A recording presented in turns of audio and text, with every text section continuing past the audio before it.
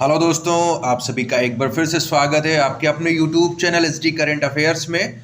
और आज मैं एक बार फिर से हाजिर हूँ आप तमाम लोगों के लिए 24 नवंबर 2021 के कुछ महत्वपूर्ण करंट अफेयर्स के प्रश्नों के साथ।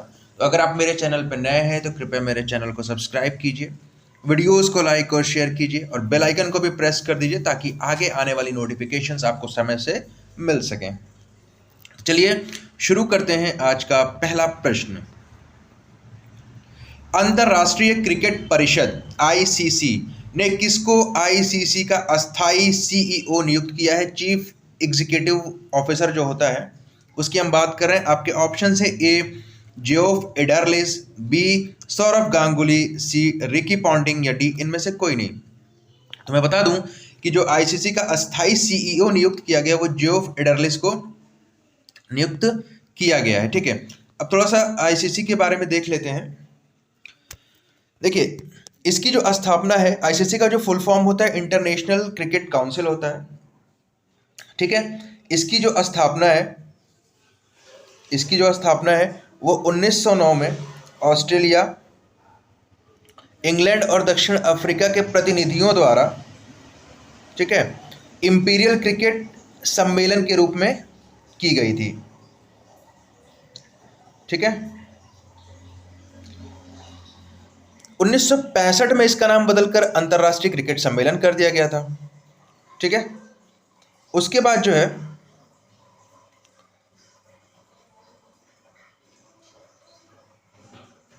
1989 में इसका वर्तमान नाम जो है अंतर्राष्ट्रीय क्रिकेट परिषद लिया गया।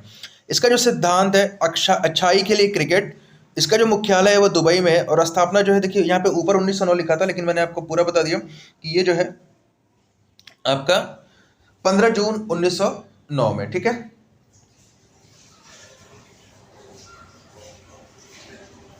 इस चीज का ध्यान दीजिएगा।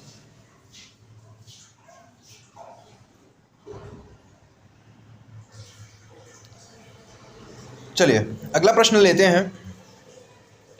हाल ही में किस टीम ने सैयद मुश्ताक अली ट्रॉफी का खिताब तीसरी बार जीत लिया? ठीक है, तीसरी बार जीत लिया। आपके ऑप्शन से ए गुजरात, बी तमिलनाडु, सी केरल या डी उत्तर प्रदेश। तो इसका सही आंसर है वो बी, तमिलनाडु ने इसको फिर से जीता है। और सैयद मुश्ताक अली जो ट्रॉफी है वो क्रिकेट से संबंधित है। क्रिकेट का जो T20 फॉर्मेट है वो उसमें खेला जाता है। ठीक है, सैयद मुश्ताक अली ट्रॉफी भारत में एक घरेलू T20 क्रिकेट चैंपियनशिप है जिसका आयोजन भारतीय क्रिकेट कंट्रोल बोर्ड द्वारा रणजी ट्रॉफी की टीमों के बीच किया जाता है। जो टीमें रणजी ट्रॉफी खेलती है ना, उन्हीं के बीच में जो है सैयद मुश्ताक अली जो है T20 क्रिकेट चैंपियनशिप का आयोजन किया जाता है। इसका नाम जो है प्रसिद्ध भारतीय टेस्ट क्रिकेटर सैयद मुश्ताक अली के नाम पर रखा गया है। तमिलनाडु ने लगातार दूसरी बार सैयद मुश्ताक अली ट्रॉफी का खिताब जीत लिया है। तमिलनाडु ने कर्नाटक को 4 विकेट से शिकस्त दी है।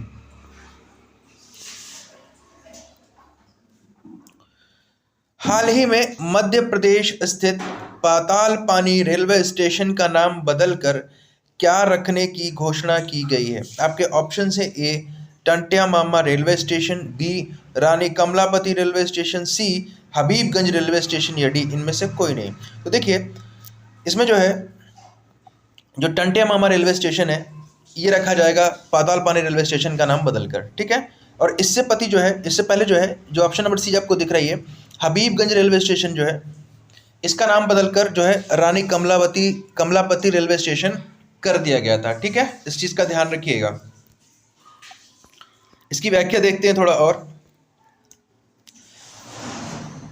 मध्य प्रदेश में भोपाल के हबीबगंज रेलवे स्टेशन के बाद अब एक और रेलवे स्टेशन का नाम बदला जाएगा। मुख्यमंत्री शिवराज सिंह चौहान, देखिए यहाँ के जो मुख्यमंत्री हैं मध्य प्रदेश के वो शिवराज सिंह चौहान जी है।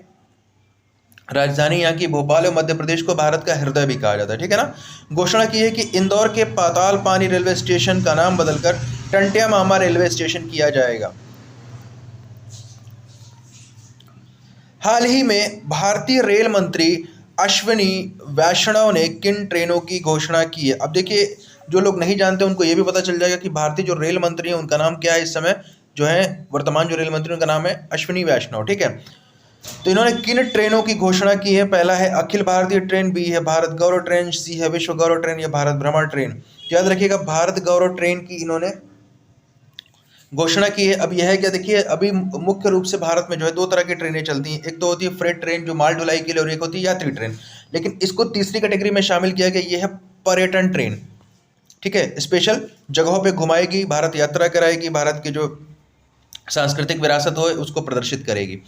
यात्री और माल ढुलाई खंड के बाद ये तीसरा खंड होगा, मतलब ये पर्यटन खंड होगा। रेल मंत्री ने बताया कि भारत गौरव ट्रेन भारत की संस्कृति विरासत को प्रदर्शित करने वाली थीम पर आधारित होगी। रेल मंत्री अश्विनी वैष्णव ने इंडियन रेलवे के पैसेंजर और फ्रेट वर्टिकल के बाद टूरिज्म सेगमेंट का ऐलान किया है और इसके लिए लगभग 190 ट्रेनें जो है वो आवंटित की गई हैं। ठीक है, अगला प्रश्न है, आगामी 25 नवंबर 2021 को भारत के किस राज्य में दुनिया के चौथे सबसे बड़े हवाई अड्डे की आधारशिला रखेंगे? अब कौन रखेगा? नरेंद्र मोदी। ये छूट गया है, इसको देख लीजिएगा, नरेंद्र मोदी। ठीक है, नरेंद्र मोदी जो है वो भारत के किस हवाई अड्डे, भारत के किस राज्य में दुनिया के चौथे सबसे बड़े हवाई अड्डे की आधारशिला रखेंगे, और ये एशिया का सबसे बड़ा हवाई अड्डा होगा। ठीक है, आपका ऑप्शन है ए नोएडा उत्तर प्रदेश, बी कोटा राजस्थान, सी शिलोंग मेघालय या डी इनमें से कोई नहीं। तो नोएडा उत्तर प्रदेश जो है, जिसको आप जेवर एयरपोर्ट के नाम से जानेंगे, ठीक है, उसकी आधारशिला रखेंगे। देखिए, प्रधानमंत्री नरेंद्र मोदी 25 नवंबर 2021 को उत्तर प्रदेश के जेवर में बन रहे नोएडा अंतर्राष्ट्रीय हवाई अड्डे की आधारशिला रखेंगे। उत्तर प्रदेश भारत में 5 अंतर्राष्ट्रीय हवाई अड्डों वाला एकमात्र राज्य बनने की तरफ अग्रसर हो गया है। एयरपोर्ट को सार्वजनिक निजी भागीदारी पीपीपी के तहत विकसित किया जा रहा है। इस एयरपोर्ट का निर्माण कार्य Swiss company Zurich airport international AG और Yamuna international airport private limited Noida international airport limited को मिली है।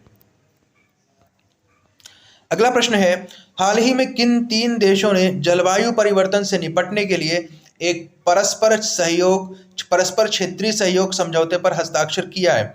आपके ऑप्शन है ए भारत अफगानिस्तान बांग्लादेश, बी चीन अमेरिका नॉर्थ कोरिया, सी न्यूजीलैंड ऑस्ट्रेलिया भारत या डी इजराइल जॉर्डन यूएई। इसका सही जो आंसर है वो इजराइल जॉर्डन और यूएई ने जो है जलवायु परिवर्तन से निपटने के लिए एक परस्पर क्षेत्रीय सहयोग समझौते पर हस्ताक्षर किया। और आपको भी पता होगा कि अभी रिसेंटली जो है इंग्लैंड के ग्लासगो में ये जलवायु परिवर्तन पर सीओपी की 26वीं मीटिंग थी, कॉन्फ्रेंस ऑफ पार्टीज की।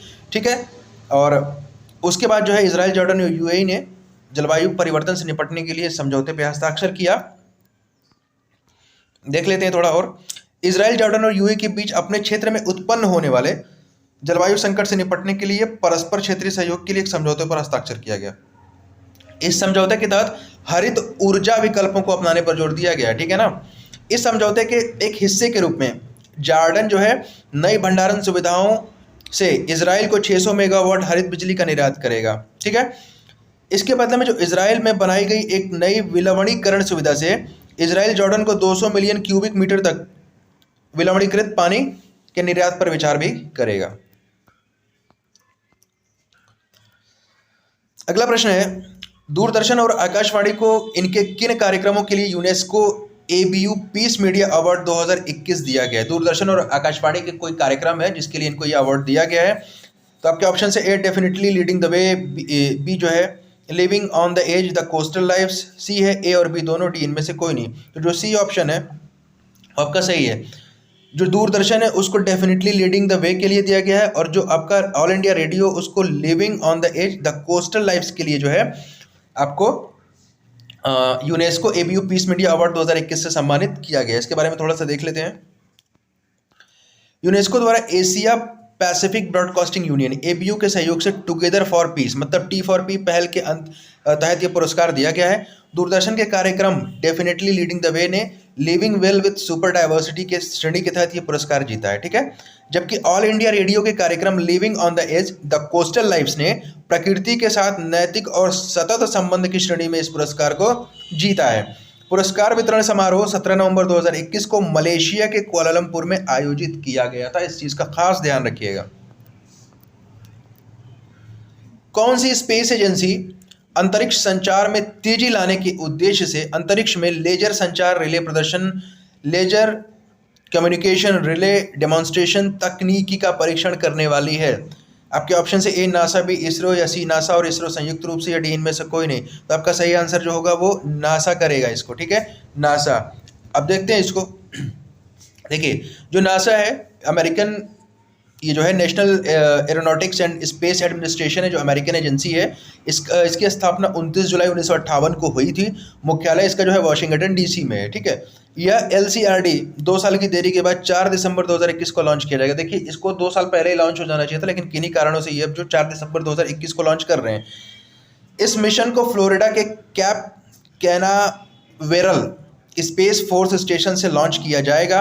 इसे रक्षा विभाग द्वारा space test program satellite 6 mission के दौरान United Launch Alliance Atlas V rocket पर अंतरिक्ष में लॉन्च किया जाएगा, ठीक है। अगला प्रश्न है, इंडियन पुलिस फाउंडेशन IPF द्वारा किए गए एक राष्ट्रव्यापी सर्वेक्षण के अनुसार, ठीक है, जिसमें स्मार्ट पुलिसिंग इंडेक्स, जिसको मैंने अभी पिछले कुछ दिन पहले बताया था, किस राज्य की पुलिस ने सभी राज्यों की तुलना में सबसे कम स्कोर किया है, ठीक है। तो आपके ऑप्शन से ए केरल और तमिलनाडु, बी मणिपुर और मेघालय, सी छत्तीसगढ़ और राजस्थान, डी उत्तर प्रदेश और बिहार। तो याद रखिएगा, उत्तर प्रदेश और बिहार की जो पुलिस है ये सबसे फिसड्डी रही है, ठीक है, स्मार्ट पुलिसिंग इंडेक्स में, जो कि इंडियन पुलिस फाउंडेशन के द्वारा जारी किया जाता है। और आपके लिए एक प्रश्न है कि इसमें कौन से जो 3 राज्य हैं उनको प्रथम, द्वितीय और तृतीय श्रेणी से, मतलब श्रेणी में आवंटित किया गया, इसका उत्तर आप मुझको देंगे, ठीक है। तो ये थे आज 24 नवंबर 2021 के लिए कुछ महत्वपूर्ण करंट अफेयर्स के प्रश्न। अगर आपको इन प्रश्नों में से किसी भी प्रश्न में कोई किसी प्रकार की दिक्कत है तो कृपया मुझे कमेंट जरूर करें। मेरे चैनल को सब्सक्राइब करें, वीडियोस को लाइक और शेयर करें, बेल आइकन को भी प्रेस कर दें ताकि आगे आने वाली वीडियोस का नोटिफिकेशन आपको समय से